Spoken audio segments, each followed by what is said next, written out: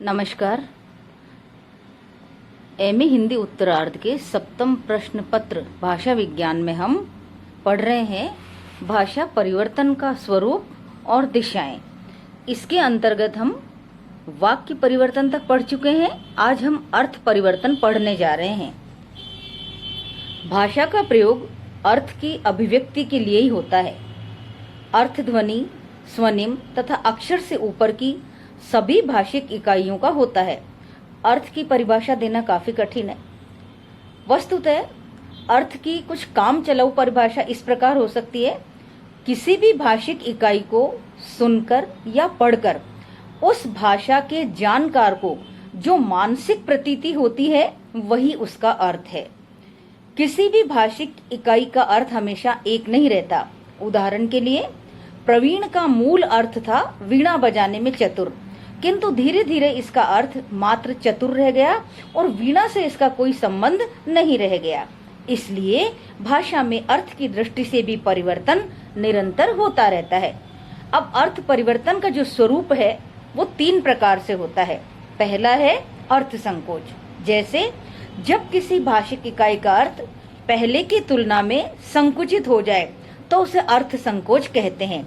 उदाहरण के लिए मृग का मूल अर्थ पहले पशु होता था, इसलिए पशुओं के राजा को मृगराज तथा पशुओं के शिकार को मृगया कहते हैं। अब मृग का अर्थ संकुचित होकर मात्र हिरण रह गया। इस तरह से शब्द के अर्थ में संकोचन हो गया। ऐसे ही जलज मूलतः जल में जन्मने वाली किसी भी चीज का वाचक रहा होगा। जैसे पंकज पंख में जन्म लेने वाली हर चीज थी, किंतु धीरे धीरे अर्थ संकोच हुआ और जलज का अर्थ केवल और पंकज दोनों का अर्थ केवल कमल रह गया।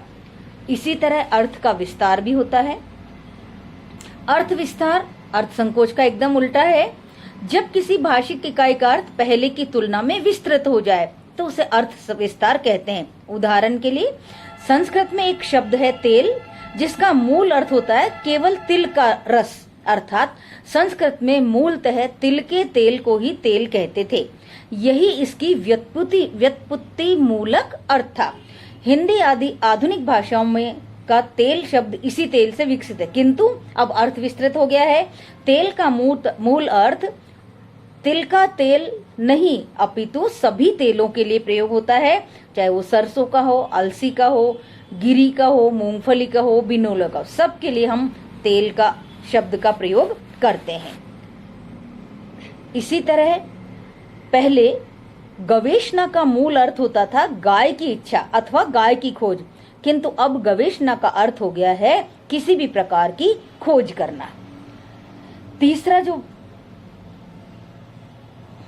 कारण है वो है अर्थादेश। जब किसी शब्द का अर्थ कुछ से कुछ हो जाए तो उसे अर्थादेश कहते हैं। जैसे आकाशवाणी का अर्थ पहले देववाणी से होता था, अब वो ऑल इंडिया रेडियो हो गया है, ये अर्थादेश है। ऐसे ही जंघा मूलतः घुटने के नीचे का भाग, लेकिन अब वो घुटने का ऊपर का भाग हो गया। दुहिता का मूल अर्थ दूध दुहने वाली होता था, लेकिन आजकल दुहिता का अर्थ पुत्री हो गया है। इसी प्रकार से अर्थ का अर्थादेश का मतलब है अर्थ का एकदम बदल जाना। अब इस अर्थ परिवर्तन के क्या क्या कारण होते हैं हम ये पढ़ने जा रहे हैं। अर्थ परिवर्तन के मुख्य कारण है बल का अपसरण। जैसे किसी शब्द के अर्थ के किसी एक पक्ष पर यदि बल पड़े तो धीरे धीरे उसी अर्थ में जो दिशा है वो विकसित होती चली जाती है। जैसे और अर्थ का जो शेष भाग है वो छूट जाता है। जैसे गोस्वामी का मूल अर्थ गायों का स्वामी होता था, जिसके पास बहुत सी गायें होती थी वो धनी माना जाता है, अतः वो माननीय सम्माननीय होता था, क्योंकि गाय से हिंदुस्तान भारत की धर्म भावना जुड़ी हुई है। और वो आगे चलकर लेकिन यही अर्थ धार्मिक अर्थ में प्रयोग होने लगा। जैसे गोस्वामी तुलसीदास जैसे प्रयोगों में गोस्वामी का अर्थ माननीय धर्मात्मा हो गया। वातावरण में परिवर्तन के कारण भी अर्थ परिवर्तन होता है। भौगोलिक, सामाजिक, धार्मिक वातावरण में परिवर्तन से भी अर्थ परिवर्तन हो जाता है। ऋग्वेद की प्राचीन ऋचाओं में उष्ट्र का अर्थ है जंगली भैंसा, लेकिन बाद में आर्य ऐसे भौगोलिक प्रदेश में आ गए जहां वो जानवर था ही नहीं, रेगिस्तान था, अतः वहां पर उन्होंने ऊंट के लिए उष्ट का प्रयोग करना प्रारंभ कर दिया। विनम्रता के कारण नम्रता के कारण भी शब्दों का अर्थ परिवर्तित हो जाता है। लोग अपने आलीशान भवनों का नाम कुटी और कुटीर रख देते हैं, और कुटी और कुटीर का अर्थ जबकि झोपड़ी होता है, लेकिन विनम्रतावश लोग कहते हैं कि ये मेरा कुटीर है, ये मेरी कुटी है। और कई बार ऐसा होता है कि लोग पूछते हैं आपका दौलत खाना कहाँ है, मेरा गरीब खाना वहां है। इस तरह गरीब खाना और दौलत खाने के अर्थ बदल गए। आधार सामग्री का उससे बनी वस्तु के लिए प्रयोग होना, इसके सबसे बड़ा उदाहरण है शीशे से दर्पण बनने लगे, तो शीशे का अर्थ ही दर्पण हो गया। पहले गिलास शीशे के बनाए गए गिलास को ही कहते थे, लेकिन अब सभी प्रकार के बनाए हुए ये पानी पीने का जो पात्र है उसको गिलास कहने लग गए। ऐसे ही पहले कलम पंख से बनती थी, जिसे लैटिन में पेन्ना कहते थे। अब पेना का अर्थ कलम हो गया, बाद में यही पेना धीरे धीरे पेन हो गया। तो पेन का मूल अर्थ पंख होता था, लेकिन अब वो बदलकर कलम हो गया। सुश्राव्यता, जो बात सुनने में बुरी या अश्लील अशुभ लगती है तो हम अच्छे शब्दों का प्रयोग करते हैं, घुमा फिराकर उस बात को कहते हैं और उससे अर्थ परिवर्तित हो जाता है। जैसे मरना कहना अच्छा नहीं लगता, अतः हम कहते हैं स्वर्गवास हो गया। संक्षेपण यानी सुविधा के लिए भी लोग क्या करते हैं, दो शब्दों में एक को निकालकर संक्षेप कर लेते हैं और दोनों शब्दों का अर्थ ऐसा ही हो जाता है। जैसे रेलवे स्टेशन के लिए स्टेशन, नेक टाई के लिए टाई, प्रिंसिपल टीचर के लिए केवल प्रिंसिपल, बाइसिकल के लिए केवल साइकिल। ये संक्षेपण के कारण भी शब्दों के अर्थ बदल जाते हैं। पुनरावृत्ति, इससे भी अर्थ परिवर्तित होता है। जैसे फूलों का गुलदस्ता में फूल और गुल में एक ही अर्थ की आवृत्ति है, इसलिए गुलदस्ता का अर्थ प्रयोग में फूलों का दस्ता न होकर दस्ता या समूह हो गया है। मूलतः इसका संबंध हाथवाची दस्त से है, अर्थात जिसे हाथ में पकड़ा जा सके।